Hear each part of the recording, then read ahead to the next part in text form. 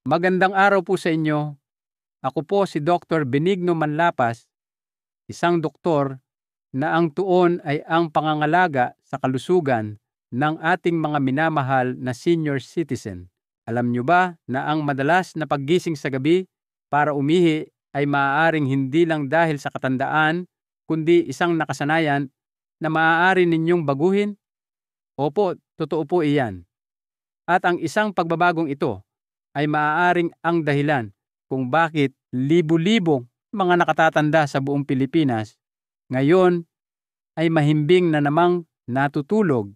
Mahal kong kaibigan, kung kayo po ay higit 60 na taong gulang at nahihirapang matulog ng dire-diretso sa gabi, kung nagigising kayo ng 2:00 ng madaling araw at muli ng 4:00 ng umaga, na may mabibigat na talukap ng mata, nangangalay na binti, pagod na isipan, at hindi mapakali, hindi po kayo nag-iisa.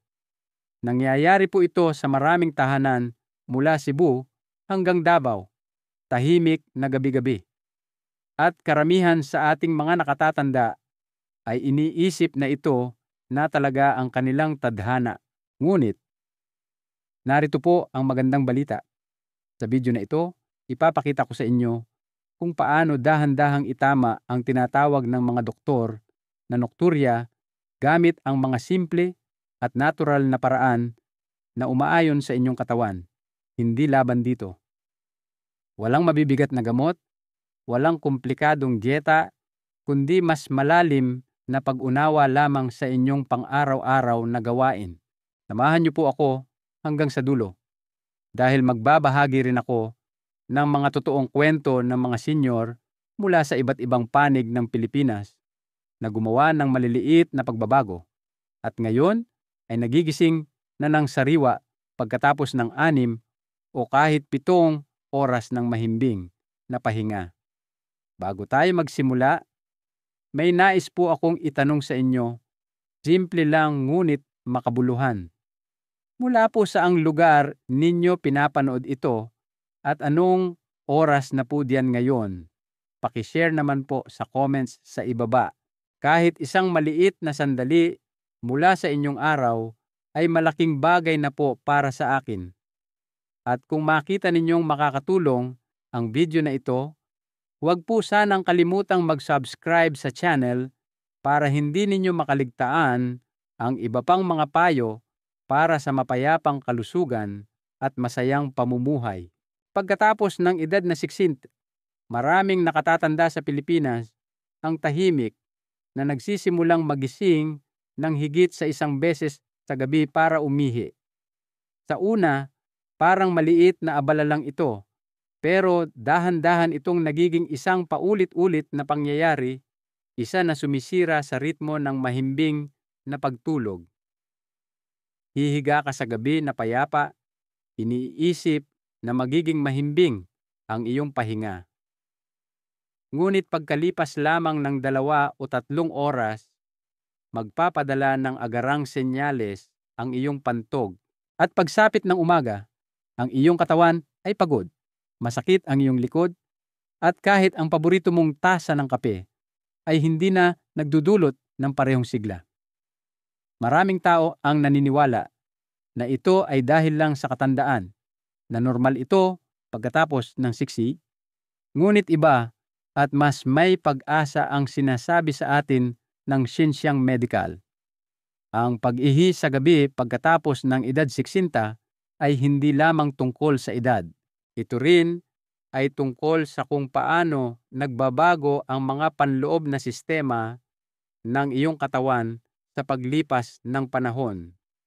At kapag naunawaan natin ang mga pagbabagong ito, matututunan natin kung paano mas masuportahan ang katawan.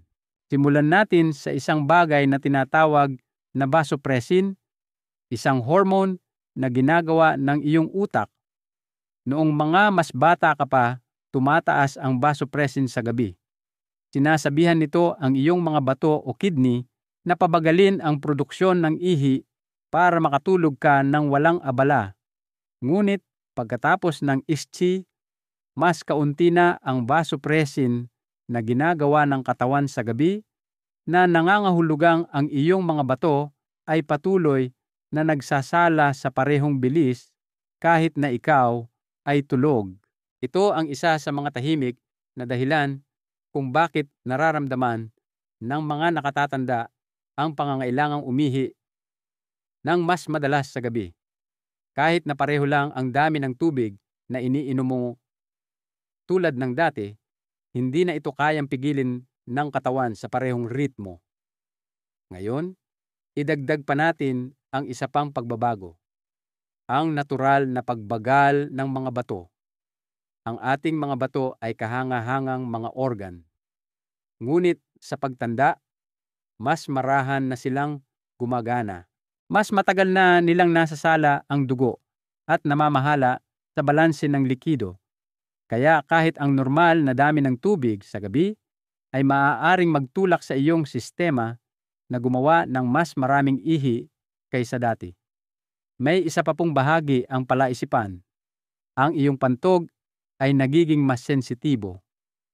Noong ikaw ay nasa 30s o 40s, kayang maglaman ng pantog ng humigit kumulang 400 hanggang 500 ml bago ito magpadala ng malakas na senyales. Ngunit pagkatapos ng 6 move, kahit 150 minutes smoke lang, halos kalahating baso, ay maaaring magdulot na ng senyales ng punong pantog sa utak. Hindi ito sakit, ito ay simpleng pagiging mas alerto at reaktibo ng iyong mga nerve. Hayaan ninyong ikwento ko si Mang Roberto mula sa Batangas. Siya ay 77 taong gulang at inakala niyang ang paggising ng 2 beses sa gabi ay kapalaran na niya. Itinigil niya ang pag-inom ng tubig pagkalubog ng araw, sumubok ng mga sleeping pill at iniiwasan pa niya ang kanyang paglalakad sa gabi. Ngunit walang nagbago hanggang sa makilala niya ang isang doktor na nagpaliwanag na ang mga nerve ng kanyang pantog ay mas sensitibo lamang, hindi sira. Sa ilang maliliit na pagbabago lang, tulad ng pag-inom ng mas maraming tubig sa umaga, paglilimita ng likido sa gabi, at pagtulog ng nakatagilid, bumuti ang kanyang pagtulog sa loob ng 2 linggo. Sabi niya ngayon, pakiramdam ko bumalik ang 5 taon ng buhay ko at hindi ko man lang kinailangan ng anumang gamot. Kaya, mahal kong tagapakinig, ang madalas na pag-ihi sa gabi ay hindi lamang tungkol sa edad. Ito ay tungkol sa kamalayan. Ang iyong katawan ay marunong pa rin. Ito ay nagsasalita lamang sa ibang lengguwahe ngayon. At kapag natutunan mo itong pakinggan ng may pag-iingat at pasensya, ang mahimbing na tulog ay maaaring bumalik ng dahan-dahan, natural at walang takot. Ating alamin ngayon kung anong mga gawi ang maaaring tahimik na nagpapalala sa kondisyong ito at kung paano natin sila mababago ng paunti-unti. Minsan, hindi isang malaking karamdaman o seryosong sakit ang gumagambala sa iyong pagtulog pagkatapos ng edad 60. Ito ay isang bagay na mas maliit, isang tahimik na gawi na ginagawa dahil sa rutina o pag-iingat na dahan-dahang nagsisimulang makaapekto sa iyong mga gabi. At ang pinakamahirap na bahagi ay madalas nating ginagawa ang mga bagay na ito na may mabuting intensyon para manatiling hydrated, para mabusog, o para lang maging maingat. Ngunit pagkatapos ng edad na 60, hindi na kumikilos ang katawan sa parehong paraan tulad noong ito'y 40. At kapag naunawaan natin kung paano ito nagbago, maaari tayong magsimulang makipagpayapaan dito, hindi sa pamamagitan ng puwersa, kundi sa pamamagitan ng simpleng kamalayan. Magsimula tayo sa tubig, isang bagay na alam nating lahat na mahalaga. Sa mga tahanang Pilipino, maraming nakatatanda ang sumusubok na habulin ang kanilang dapat inuming tubig pagkalubog ng araw. Minsan ito ay dahil nakakalimutan nilang uminom sa umaga. Sa ibang pagkakataon, ito ay nakasanayan na isang baso pagkatapos ng hapunan, isa pa kasabay ng gamot, at marahil isang higop bago matulog. Ngunit pagkatapos ng 60, ang pag-inom ng sobrang tubig pagkatapos ng 7:00 ng gabi ay maaaring maging isang nakatagong dahilan kung bakit pira-piraso ang iyong pagtulog. Kasi po, pagkalubog ng araw, nagsisimulang bumagal ang iyong mga bato, inihahanda ang iyong katawan para sa pahinga. Ngunit kapag nagdagdag ka ng malaking halaga ng likido sa gabi, napipilitang magtrabaho pa rin ang mga bato at patuloy silang gumagawa ng ihi kahit na ang iyong katawan ay nakahiga at sinusubukang matulog. Ngayon, pag-usapan naman natin ang mga sabaw, gatas o sinigang, mga nakakaginhawang mainit na pagkain na kinagigiliwan ng maraming senior sa gabi. Ang mga ito ay magaan sa pakiramdam, nakapapawi at madaling tunawin, ngunit ang mga ito ay mga likido pa rin at nakadaragdag sa iyong kabuuang liquid intake. Kaya kahit na sa tingin mo ay isang mangkok lang ito ng sabaw, maaaring hindi sumang-ayon ang iyong pantog mamaya sa gabi, lalo na kung ito ay kinonsumo sa loob ng 2 oras bago matulog. Sumunod naman ang ating minamahal na tasa ng kape o salabat sa gabi. Ang isang mainit na tasa ng kape bandang 8:00 ng gabi ay parang isang ritual sa maraming tahanang Pilipino.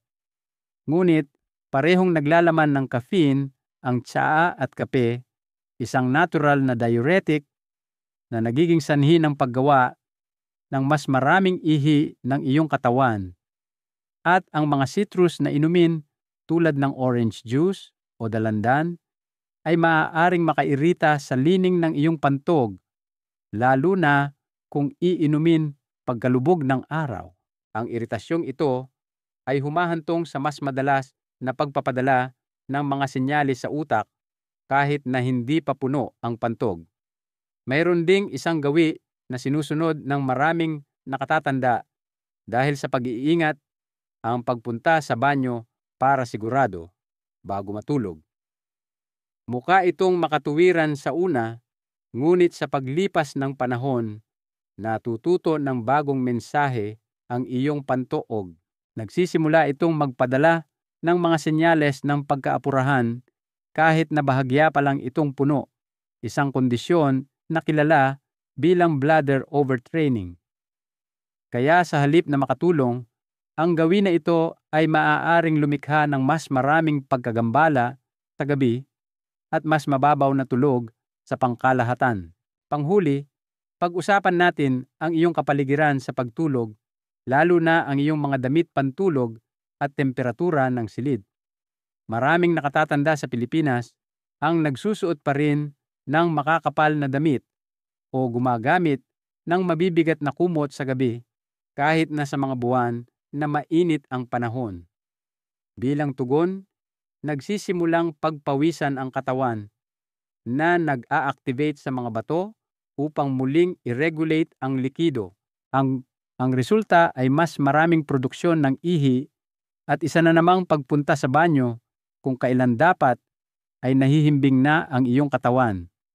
Hayaan ninyong magbahagi ako ng isang kwento mula sa Baguio ni Aling Susan, 70 taong gulang, na dating gumigising ng 3 beses bawat gabi.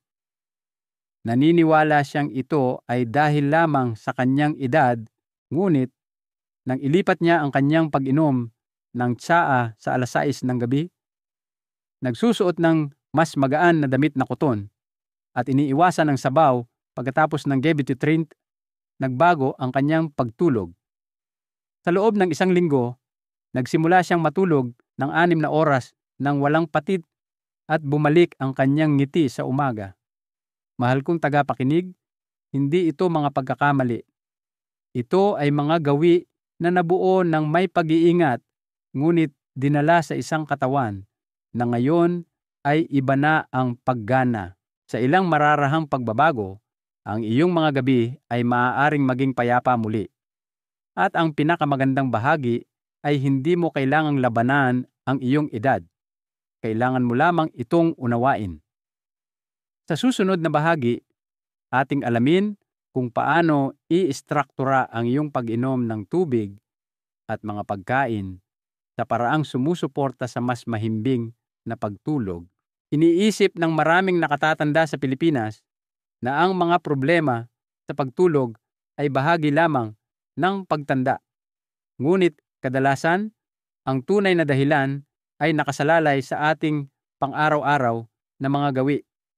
Isa sa mga pinakahindi napapansing sanhi ng magulong pagtulog ay isang bagay na kasing simple ng kung kailan tayo umiinom ng tubig at kung ano ang ating kinakain sa gabi. Hindi kung gaano karami ang ating iniinom o kinakain, kundi kung kailan at paano natin ito ginagawa. Kasi po pagkatapos ng edad na 60, ang katawan ay nagiging mas sensitibo sa timing. Ang mga bato, pantog, at sistemang panunaw ay nagsisimulang gumana sa medyo ibang ritmo. At kung hindi tayo aangkop sa bagong ritmong ito, nauuwi tayo sa paggising sa gabi, pagod sa umaga, at nagtataka kung bakit hindi nabuo ang pakiramdam ng pahinga. Magsimula tayo sa tubig dahil ang tubig ay buhay. Karamihan sa mga doktor sa Pilipinas ay nagre-rekomenda ng mga 1 hanggang 2 litro ng tubig bawat araw, depende sa laki ng iyong katawan at kondisyon ng kalusugan. Ngunit ang susi ay inumin ang tubig na ito pangunahin sa pagitan ng 6 a.m. at 4 p.m. Ito ang oras na aktibo ang iyong katawan, mas mabilis ang iyong metabolismo, at mas mahusay ang iyong mga bato. Ang tubig na iniinom sa loob ng panahong ito ay sumusuporta sa hydration, panunaw, at enerhiya nang hindi ginagambala ang iyong pagtulog mamaya. Pagkatapos ng alas 5 ng hapon, dapat nang magsimulang bawasan ang iyong pag-inom. Hindi tuluyang itigil, kundi dahan-dahang bawasan tulad ng pagdidilim ng mga ilaw bago matulog. Uminom ng maliliit na higop lamang kapag nauuhaw at iwasan ang pag-inom ng buong baso maliban kung ipinayo ng iyong doktor. Ang simpleng pagbabagong ito ay nagbabawas sa dami ng ihi na ginagawa ng iyong katawan sa gabi, na nagbibigay sa iyong pantog ng pagkakataong magpahinga ng payapa. Ang pagkain ay kasing halaga rin. Maraming nakatatanda ang nasisiyahan sa mga magaan na pagkain sa gabi tulad ng sabaw, buttermilk, prutas, o hilaw na salad.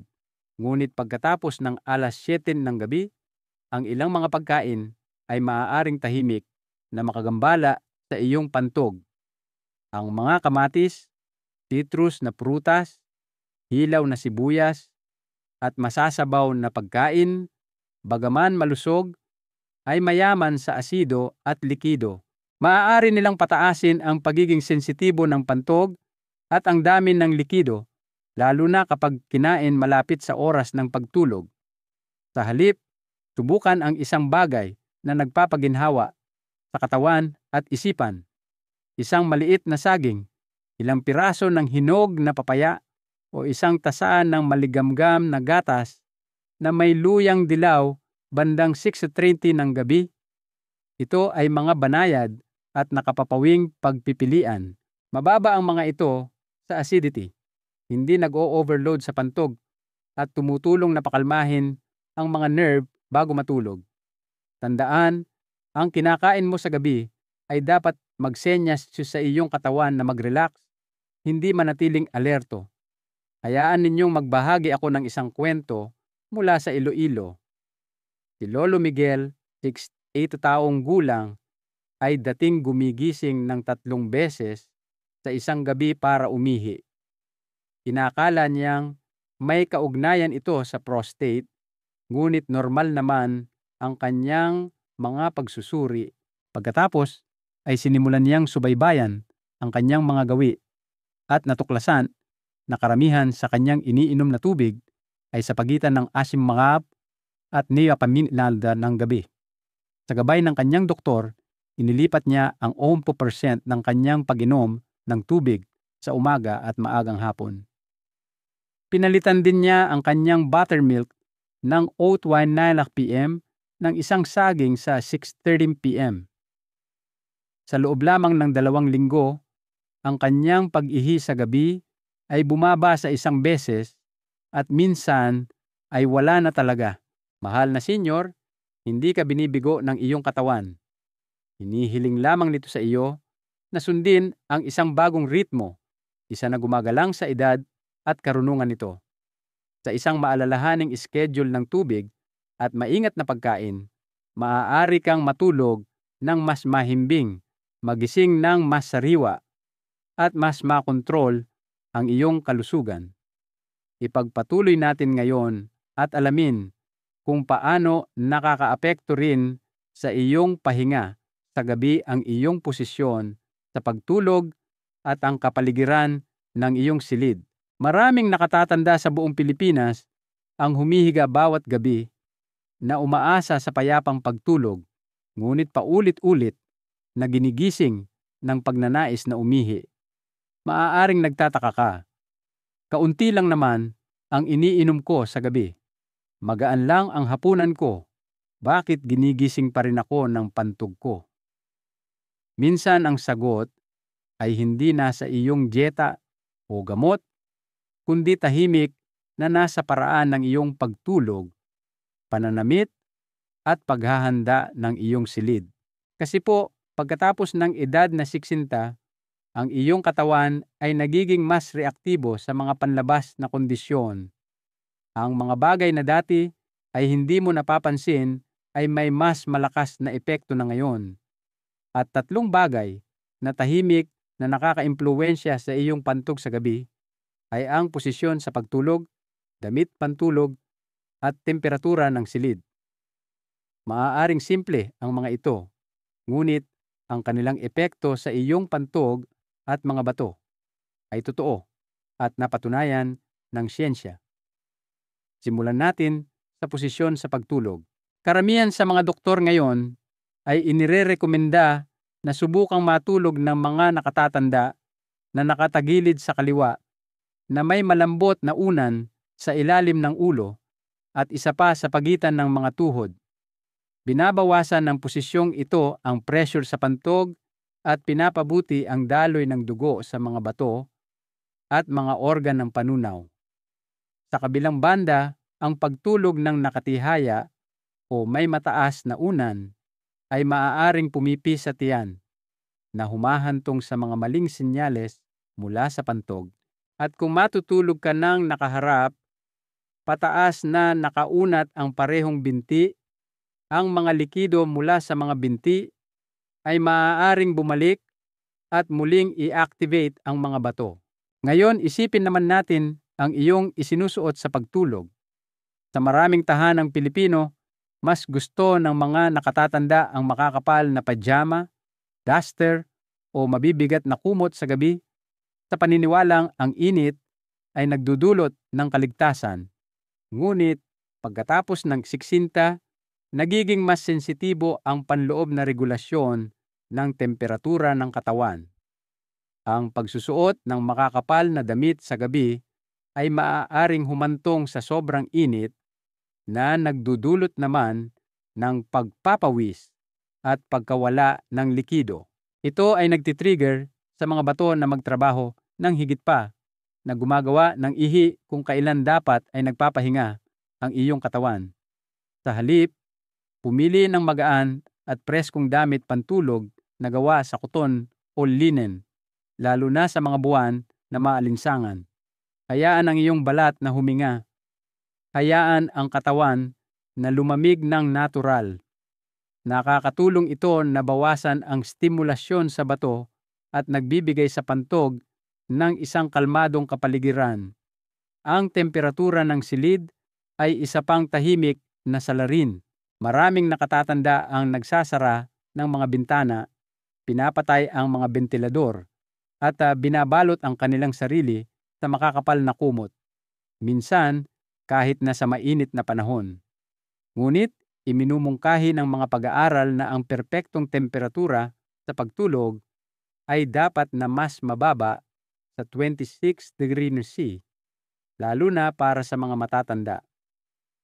Ang isang mahinang ventilador o banayad na cross ventilation ay sapat na upang mapanatiling sariwa ang hangin at balanse ang katawan. At kung madali kang giniginaw, mas mabuti ang pagpapatong ng dalawang manipis na kumot na cotton kaysa sa paggamit ng isang mabigat na kubrekama.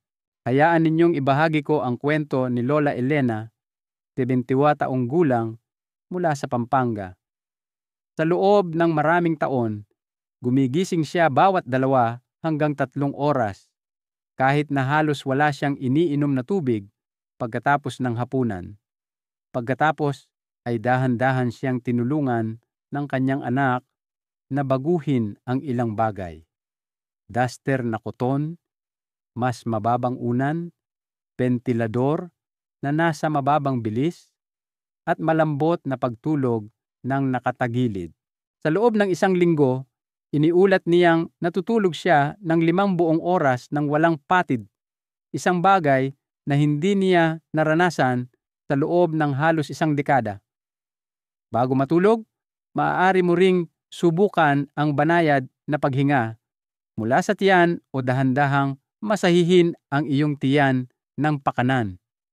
Itaas ang iyong mga binti sa loob ng ilang minuto gamit ang isang unan. Nakakatulong ito na ilipat ang sobrang likido mula sa mga binti bago ka humiga. Ang maliliit na gawaing ito ay nagbibigay ng senyales sa katawan na ito ay ligtas, relax, at handa ng magpahinga. Kaya, mahal na senyor, ang iyong silid-tulugan ay hindi lamang isang lugar para matulog. Ito ay ang iyong espasyo para sa paghilom.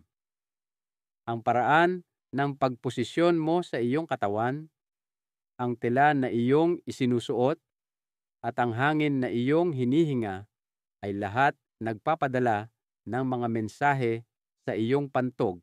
At kapag ang mga mensaheng ito ay banayad at mapagmalasakit, tumutugon ang iyong katawan ng mas malalim at walang patid na pagtulog, ang uri na nagpapagaling mula sa loob. Totoo na maraming nakatatanda sa Pilipinas ang nakakaranas ng pag-ihi sa gabi, lalo na pagkatapos ng edad na 60.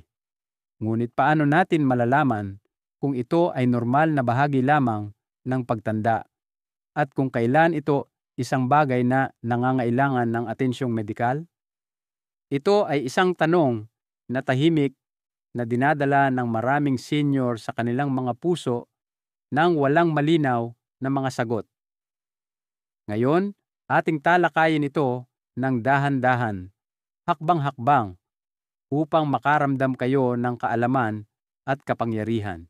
Kung ikaw ay gumigising ng higit sa 3 beses bawat gabi para umihi, at ito ay nagpatuloy sa loob ng mahigit 2 linggo, maaaring hindi ito isang maliit na issue.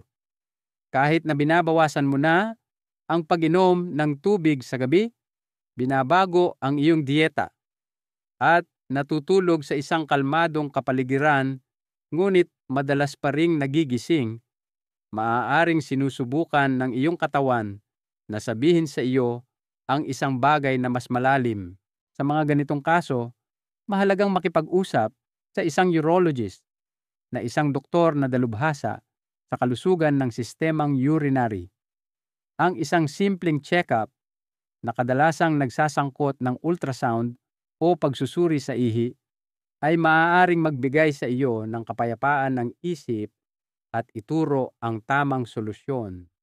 Isa sa mga babalang senyales na hindi dapat baliwalain ng mga nakatatanda ay ang pagbabago sa kulay o amoy ng ihi. Kung ang iyong ihi ay naging di pangkaraniwang madilim, may dugo, o nagdudulot ng mahapdi o masakit na pakiramdam, mangyaring huwag mag-atubili. Ito ay maaaring senyales ng impeksyon, iritasyon sa pantog, o isang bagay na mas seryoso na nangangailangan ng agarang pangangalaga. Para sa mga matatandang lalaki, ang paghihi sa gabi ay minsan maaaring maiugnay sa isang lumaking prostate. Ang glandulang ito ay pumapalibot sa urethra at maaaring pumipindot sa pantog habang lumalaki ito sa pagtanda. Kung mapansin mo ang mahinang daloy ng ihi, hirap sa pagsisimula o paghinto, o ang pakiramdam na hindi mo ganap na ilabas ang laman ng iyong pantog, huwag balewalain ang mga sintomas na ito. Mahalaga ang kalusugan ng prostate at ang maagang interbensyon ay maaaring maiwasan ang discomfort at mga komplikasyon sa hinaharap. Ngayon, pag-usapan natin ang isang tahimik na alalahanin. Maraming nakatatanda ang nakakaramdam ng patuloy na pakiramdam na hindi ganap na nakaihi kahit pagkatapos umihi. Ito ay maaaring senyales ng hindi kumpletong pag-empty ng pantog o nerve sensitivity. Ang ilang mga nakatatanda ay pabalik-balik sa banyo bawat 20 o 30 minuto, hindi dahil puno ang pantog, kundi dahil pakiramdam nila ay puno ito. Ito ay isang bagay na matutulungan kang maunawaan at magamot ng iyong doktor ng marahan. Minsan, kahit na matapos gawin ang lahat ng tamang pagbabago sa pamumuhay, pag-inom ng tubig sa tamang oras, pag-iwas sa gabi-gabing pagkakape, pagtulog ng nakatagilid, at pagsusuot ng damit na koton, nagpapatuloy pa rin ang problema. At iyon ang sandali kung kailan nagiging mahalaga na pagkatiwalaan ang mga senyales ng iyong katawan at humingi ng gabay. Wala kang ginagawang mali. Maaaring kailangan lang ng iyong katawan ng kaunting dagdag na suporta mula sa siyensyang medikal. Hayaan ninyong ibahagi ko ang kwento ni Tio Nestor mula sa Cagayan de Oro na sinubukan ang lahat ng mga tip sa bahay ngunit patuloy pa ring gumigising ng 4 na beses bawat gabi. Pagkatapos kumonsulta sa isang urologist, nalaman niyang isang maliit na bato sa pantog ang tahimik na nagdudulot ng iritasyon. Sa loob ng 10 araw ng paggamot, nagsimula siyang matulog ng dire-diretso muli sa gabi nang walang takot o pagkabigo. Kaya, mahal na senior, ang pagpunta sa doktor ay hindi senyales ng kahinaan. Ito ay isang gawa ng karunungan. Dahil minsan, ang pakikinig sa iyong katawan sa tamang sandali ay ang pinakadakilang anyo ng pangangalaga sa sarili na maiaalay mo sa iyong sarili. At kapag inaalagaan mo ang iyong katawan ng may pagmamahal at respeto, ito ay laging tumutugon, kadalasan ng may payapang tulog at gaan sa puso. Para sa maraming nakatatanda sa Pilipinas, ang payapang pagtulog ay nagsisimulang maging isang malayong alaala, isang bagay na para lamang sa mga kabataan na unti-unting nawawala. Ngunit hayaan ninyong dahan-dahan kong ipaalala sa inyo, ang mahimbing na pagtulog ay hindi isang luho na nakalaan para sa mga bata. Ito ay isang likas na pangangailangan ng katawan, isang tahimik na karapatan na nararapat pa rin sa inyo kahit nalampas na sa 60 o 70. Kung gumigising ka ng 2 o 3 beses bawat gabi, hindi lang ito dahil sa iyong edad. Kadalasan, ito ay ang iyong mga gawi na hindi pa umaangkop sa nagbabagong ritmo ng iyong katawan. Ang katotohanan ay hindi nangangahulugang kailangan mong magdusa sa pagtanda. Nangangahulugan lamang ito na ang iyong katawan ay kailangang pakinggan ng mas maingat at alagaan ng may lambing at pag-unawa. Minsan, isang maliit na pagbabago lamang, tulad ng paglipat ng iyong pag-inom ng tsaa sa alas 6 ng gabi o pagsusuot ng magaan na kuton sa pagtulog, ay maaaring magbalik ng mahimbing na mga gabi. At ang maliliit na pagbabagong ito, kapag ginawa ng may pagmamahal, ay lumilikha ng malalaking pagbabago sa iyong pakiramdam tuwing umaga. Mas magaan na mga binti, mas kalmadong pag-iisip, at enerhiya na natural ang pakiramdam, hindi pilit. Mahal na senyor, ginugol mo ang iyong buong buhay sa pag-aalaga sa iyong pamilya, maagang paggising, pagtatrabaho ng husto, laging iniisip ang iba. Ngunit ngayon, ito na ang iyong oras. Ang iyong oras para magpahinga, para gumaling, at para matanggap ang parehong pangangalaga na malaya mong ibinigay. Narito po ang aral. Ang pag-aalaga sa sarili sa ating katandaan ay hindi pagiging makasarili. Ito ay isang kilos ng karunungan. Sa pag-unawa at pakikinig sa nagbabagong wika ng ating katawan, maibabalik natin ang kapayapaan at lakas na ating nararapat. Kaya hayaan mong ang mensaheng ito ay hindi lamang impormasyon, kundi isang tahimik na tulak mula sa isang taong lubos na gumagalang sa inyo.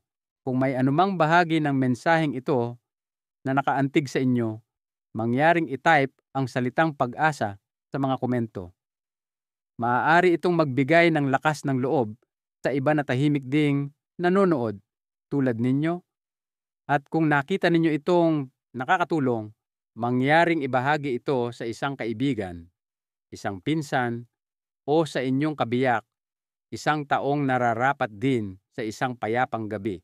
Magkita-kita po tayong muli sa susunod na linggo para sa isa na namang simple at taos-pusong mensahe para sa mas mabuting pamumuhay pagkatapos ng 60. Hanggang sa muli, hangad ko para sa inyo ang isang gabi na kasing lambot ng lumang barot saya ng inyong ina, at isang umaga na kasing init ng inyong unang higop ng kape sa ilalim ng sumisikat na araw.